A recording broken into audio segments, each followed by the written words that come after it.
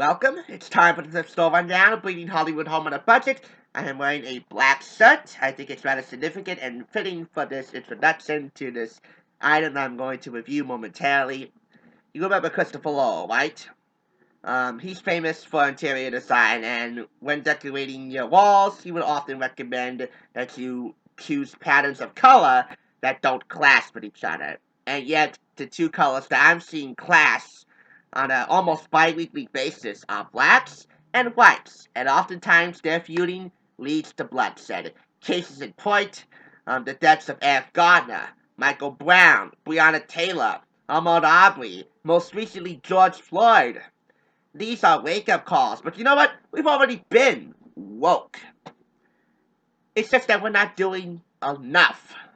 And we're not doing enough at a significant pace to curb the tide of systematic racism in this country, and more importantly, to completely eradicate it. Lawmakers ain't gonna do jack diddly squat, so these are really grassroots movements that we need to start upholding and creating. I have a black former best friend named Easton Morris. We got along splendidly back in school too, in grammar school, until he became a bully and we turned on each other. Oftentimes we called each other names and would often, engage in petty disputes like this. When you would see somebody so far away and you would pretend cross them like this, like I'm crossing my head. We told on each other numerous times, and the teachers always told us to knock it off. And we both got into an equal amount of trouble for it. We both were penalized equally. I guess that's equal treatment in this country, huh? Right. I do not want to live in a world where if you ever get pulled over or stopped by a police officer, you wonder if that's the day that you're gonna die! I have a black Puerto Rican mother. I have two mixed-race brothers. And if they would ever be stopped by the police, would that day be their last day on Earth? I don't know that for sure.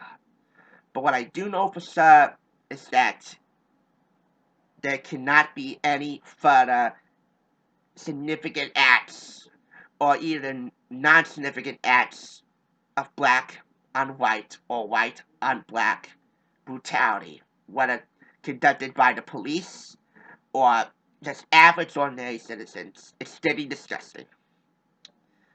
Hence why I'm wearing a black shirt, because I stand in solidarity with my peers and friends of color in an effort to forever eradicate and eliminate systematic racism in this country and hopefully abroad.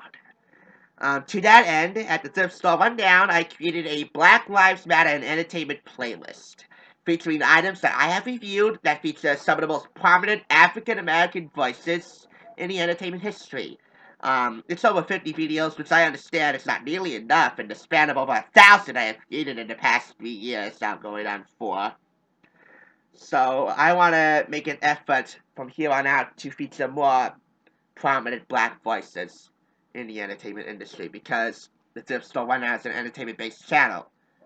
And of course, we're going to do it on a budget, but you know what? You can't really pull a price on being able to bond people of all colors together in the name of entertainment and escapism. And that is what I aim to do on this channel.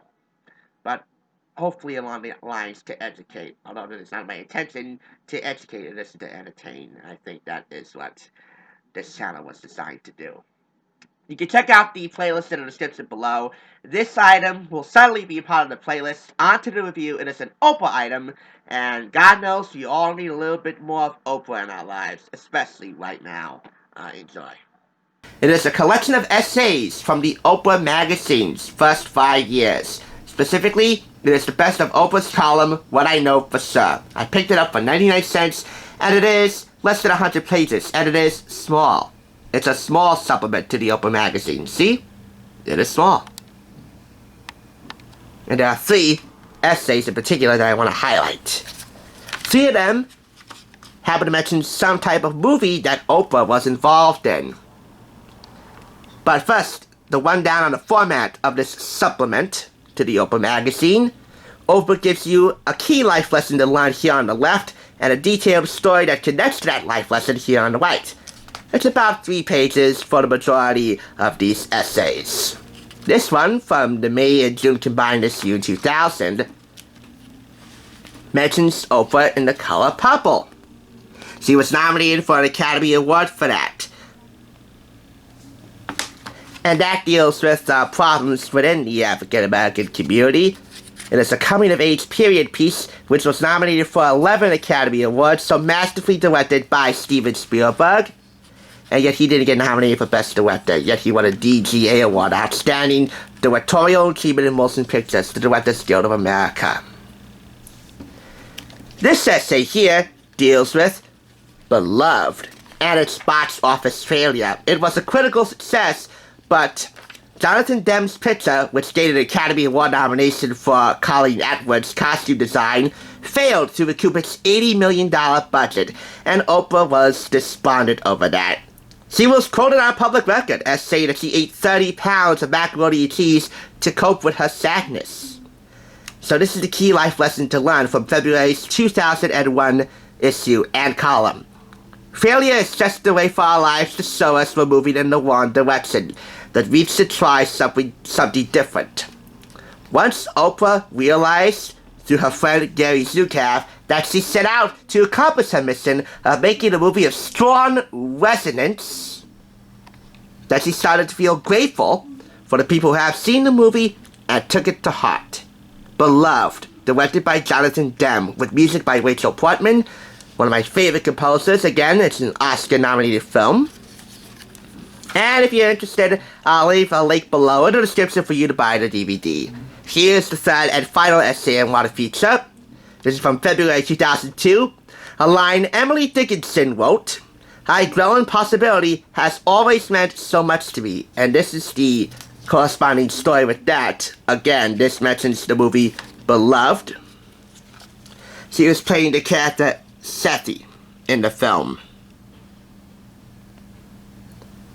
What I know for sure is that we all need to cherish this gift, to revel in it rather than take it for granted. The gift of life.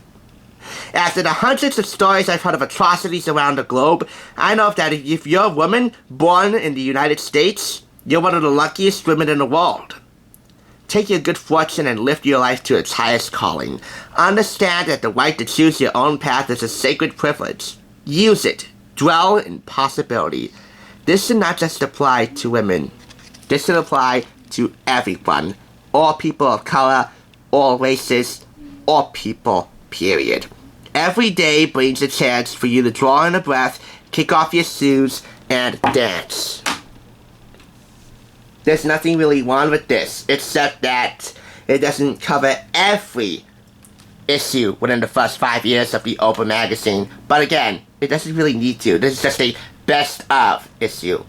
And so, I gotta give it all 5 claps. I totally find nothing wrong with this. So that is it. To answer Oprah's question in her own Spotlight 2-night event, where do we go from here? Well, here's the answer for you, Oprah. Forward. We have made significant strides and a tremendous amount of progress, but we recognize that we have not done enough.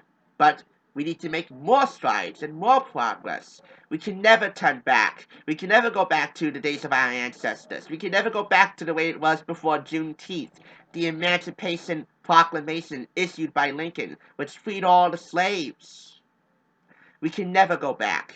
We can only go forward. So where do we go from here?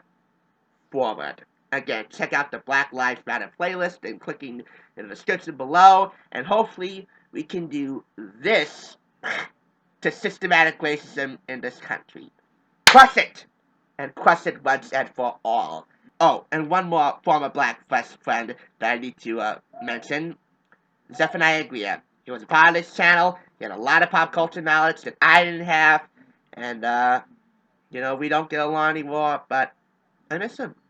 And I hope he too is feeling safe. And I hope that everybody in my Black PS family are feeling safe in these times, or at least trying to. Thank you for watching. I'll catch you on the third side.